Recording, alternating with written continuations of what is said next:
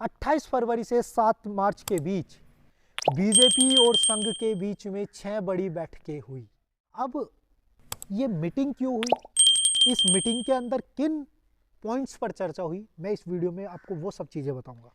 2027 के विधानसभा चुनाव का यूपी के अंदर बिगुल बज चुका है, मंच सज चुका है। तमाम पार्टियां राजनीतिक दाव पैंच आजमा रही हैं। मैं आपको बताऊंगा इस वीडियो में कि मोहन भागवत ने योगी आदित्यनाथ जी के साथ मिलकर उत्तर प्रदेश में अखिलेश यादव के लिए क्या बड़ा खेला कर दिया है।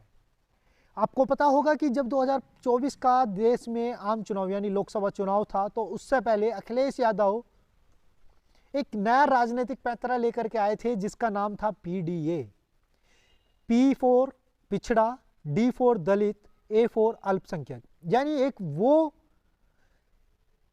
कॉम्बिनेशन था जिस कॉम्बिनेशन ने समाजवादी पार्टी को 2024 में यानी इंडिया ब्लॉक को एक संजीवनी देने का काम किया था।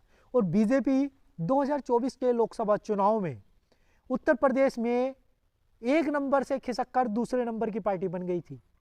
ये वही राज्य था जिस राज्य में बीजेपी के लिए बड़ा सेटबैक साबित हुआ। राजनीतिक सेटबैक था ये। पॉलिटिकल सेटबैक कैसे था कि 80 लोकसभा सीटों में से बीजेपी महज 33 सीटें ही जीत पाई थी और समाजवादी पार्टी और इंडिया गठबंधन 37 सीटों के साथ पहले नंबर पर आया था। जब लोकसभा चुनाव के बाद हुई तो उन्होंने देखा कि कैसे हार कहाँ हुई, कहाँ कमी रह गई, तो वो कमी नजर आई थी कि बीजेपी और आरएसएस के बीच तालमेल ठीक नहीं हो पाया था। लेकिन उसके बाद कमबैक किया।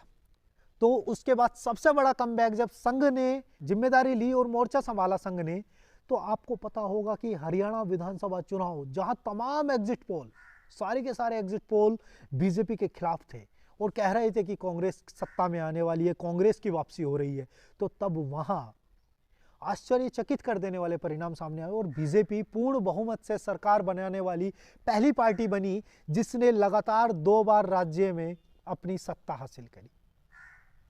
अब तीसरी बात, सबसे बड़ा राज्य जहां आम आदमी पार्टी का गढ़, जहां केजरीवाल को पटकनी देना ना के बराबर हो गया था, तो वहां भी संघ ने जिम्मेदारी ली, मोर्चा संभाला और रिजल्ट पूरे देश के सामने था।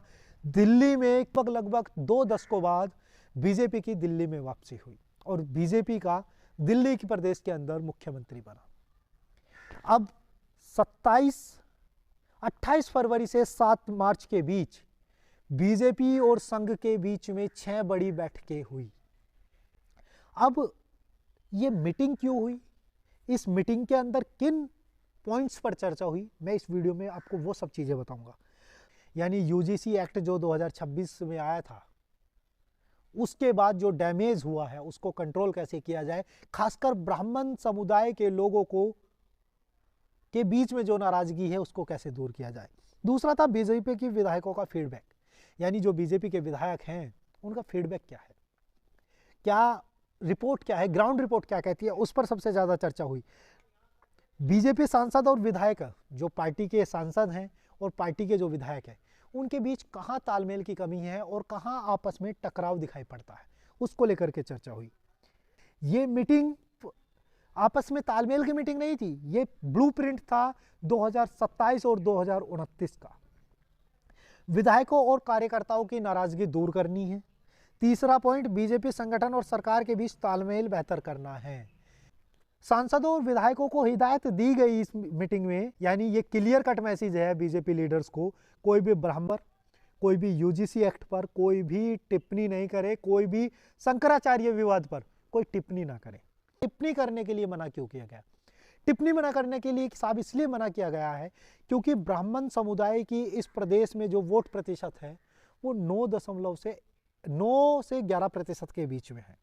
अगर 75 जिलों में से देखें तो 31 जिलों पर वो बहुत प्रभावी हैं, मतलब 31 जिलों पर वो उनका वोट बैंक इतना प्रभावी है कि वो तय कर सकते हैं कि कौन सत्ता में आएगा, कौन सत्ता में नहीं आएगा।